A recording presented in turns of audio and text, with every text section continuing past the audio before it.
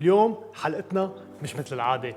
اليوم معنا وصفة بس عنا شيء كتير مهم، هو نرجع على الأساسيات، والأهم إنه كيف نستعمل السكين ونقدر نقطع كل المكونات بأشكال مختلفة. أول شيء لنحكي عن السكين.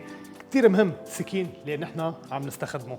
أولاً من ناحية المسكة اللي هي لازم تكون مريحة حسب كل إيد، وهيدي بتختلف بين شخص وشخص. ثانياً حجم السكين، وكمان بيختلف بين شخص وشخص كيف قدرة الاستعمال لهالسكين ولشو. منبلش بالبرونواز الناعمة أو القصة تقطيع المكعبات الناعمة. منبلش بهذا الشكل، منقص 4 جهات.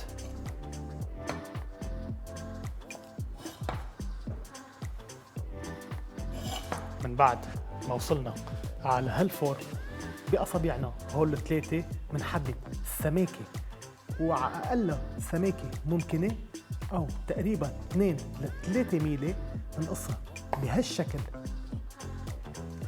للجزرة.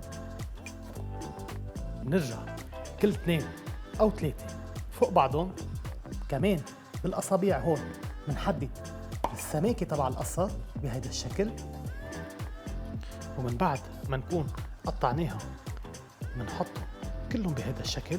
كمان بهول 3 أصابع منحدد نزلة السكين، خلوا السكين هو يعمل الشغل. وهيك بنكون خلصنا البرونواز الناعمة. وبالنسبة للبرونواز العادية بتكون أكبر شوي حبتها من المكعبات اللي قصيناها بالبرونواز الرفيعة. كمان نفس الطريقة منقص بهيدا الشكل. نرجع منبلش نقص شوي قطع أكبر يلي هي تقريبا 3 ميلي. نرجع كمان فوق بعضه بهيدا الشكل كمان 3 ميلي منقصهم جوليان. وهي القصة أكتر شي بنستعملها بالشوربات بالسلادات. وهلأ بالنسبة لقصة الجوليان يلي بنستعملها بكتير من الوصفات. كمان الجزر منقصه من 4 ميلات. نرجع بعدين منقصه ترانشات بهيدا الشكل، منحطهم فوق بعضهم أو وحدة ورا وحدة. منصير نقص هالترانشات هاي مثل ما هي جوليان، رفيعة أو سميكة حسب لشو بدنا إياها. وهلأ بالنسبة للبصلة دايماً بنقصها بنصها مطرح ما بنشوفها مشلشة بهالطريقة نقشرها. والسبب ليش بنترك شلوشة معلقة هو لأنه البصل وقتها يحس إنه شلوشه تقطعت أو يحس بخطر بيصير يفرز هالمواد يلي ممكن تنزلنا دموعنا أو تزعجنا. بهالطريقة نقدر نقص البصل نقطعه بأسرع طريقة بهالشكل. بأصابعنا نتحكم بالسماكة، منجرب ما نقرب على شلوش تبعها، هيك بتضلها كامشة حالها. من بعد ما نكون قطعناها بالطول نحمل السكين ومنقطعها مرة بالعرض من تحت ومرة تانية من فوق. نرجع نكمشها مثل طابة التنس.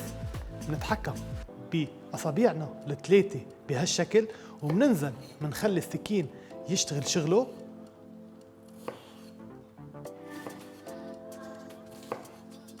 بالنسبة للجوانح نبرمها بهيدا الشكل، سكين دايما على درجة، ومنقص كمان منخلي أصابعنا هن يدلوا السكين على الطريق. منجرب السكين دايما على درجة لعند نص البصلة. وكل ما نروح على الشمال بصير يتوجه كمان السكين على الجزء النصاني من البصلة.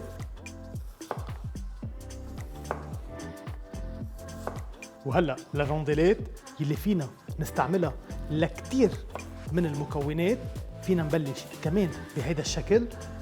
حيلا مكون دائري منخلي اصبعنا هو يتحكم بالمسافة وبننزل بالسكين مثل ما عم ننزل هلا، وهيك بنتحكم بسماكة الرونديلة.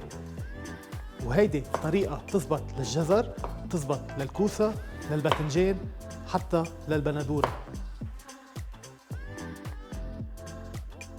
وبهالطريقة بنكون شفنا أكثر أنواع تقطيع يلي بنستعملها بالمطبخ، وهول شغلات من الأساسيات يلي لازم كل واحد يرجع لها لحتى يقدر يطلع هالطبخ وهالنتائج المضمونة يلي هو بده إياها.